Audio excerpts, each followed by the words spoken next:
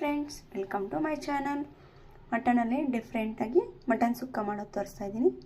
ತುಂಬ ರುಚಿಯಾಗಿರುತ್ತೆ, ಬೇಗನೆ ಮಾಡ್ಕೋಬೋದು, ಸ್ಪೈಸಿಯಾಗಿ ಸೂಪರಾಗಿರುತ್ತೆ.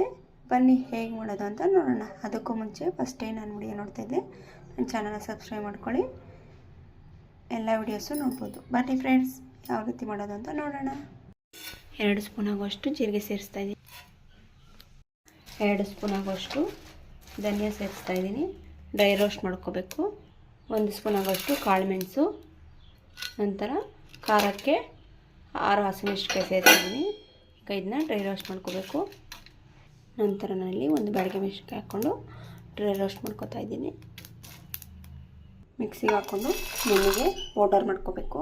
ನಾನಿಲ್ಲಿ ಮಟನ್ನು ಉಪ್ಪು ಮತ್ತು ಅರಿಶಿನ ಹಾಕಿ 10 ವಿಸಲ್ ಕೂಗಿಸ್ಕೊಂಡು ಚೆನ್ನಾಗಿ ಬೇಯಿಸ್ಕೊಂಡಿದ್ದೀನಿ. ಚೆನ್ನಾಗಿ ಬೆಂದ್ರೇ ರುಚಿ ಚೆನ್ನಾಗಿರೋದು.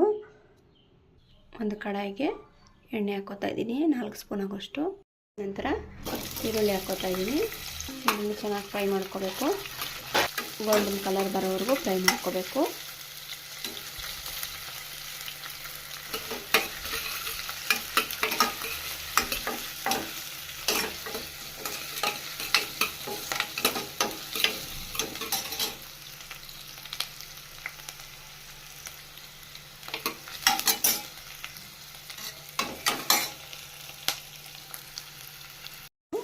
ಒಂದು ಸ್ಪೂನ್ ಆಗೋಷ್ಟು ಶುಂಠಿ ಬೆಳ್ಳುಳ್ಳಿ ಪೇಸ್ಟ್ ಸೇರಿಸ್ತಾ ಇದ್ದೀನಿ.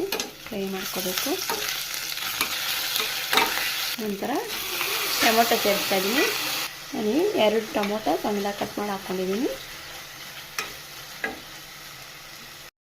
ಟೊಮೊಟೊ ಚೆನ್ನಾಗಿ ಫ್ರೈ ಆಗಲಿ ಅಂತ ಸ್ವಲ್ಪ ಅರಿಶಿನ ಪುಡಿ ಸೇರಿಸ್ತಾ ಇದ್ದೀನಿ. ಈಗ ನಾನು ಸೇರಿಸ್ತಾ ಇದ್ದೀನಿ. ನಾನಿಲ್ಲಿ ಅರ್ಧ kg ಆಗುವಷ್ಟು ಮಟನ್ ತೊಗೊಂಡಿದ್ದೀನಿ. ಚೆನ್ನಾಗಿ ಬೇಯಿಸ್ಕೊಂಡ್ರೆ ರುಚಿ ಚೆನ್ನಾಗಿರ್ತದೆ ಫ್ರೈಗೆಲ್ಲ. ಈಗ ಇದಕ್ಕೆ ನಾನು ಅರ್ಧ ಸ್ಪೂನ್ ಆಗೋಷ್ಟು ಅಚ್ಚ ಖಾರದ ಪುಡಿ ಸೇರಿಸ್ತಾ ಇದ್ದೀನಿ. ಅರ್ಧ ಸ್ಪೂನ್ ಆಗೋಷ್ಟು ಧನಿಯಾ ಪೌಡರ್ ಸೇರಿಸ್ತಾ ಇದ್ದೀನಿ. ಒಂದು ಅರ್ಧ ಸ್ಪೂನ್ ಆಗೋಷ್ಟು ಗರಂ ಮಸಾಲೆ ಸೇರಿಸ್ತಾ ಇದ್ದೀನಿ. ರುಚಿಗೆ ಸ್ವಲ್ಪ ಉಪ್ಪು ಸೇರಿಸ್ತಾ ಇದ್ದೀನಿ. ನೀಟಾಗಿ ಮಿಕ್ಸ್ ಮಾಡ್ಕೋಬೇಕು. ಈಗ ಇದಕ್ಕೆ ಪುಡಿ ಮಾಡಿರೋ ಸ್ಪೈಸಸ್ ಪೌಡರ್ ಸೇರಿಸ್ತಾ ಇದ್ದೀನಿ.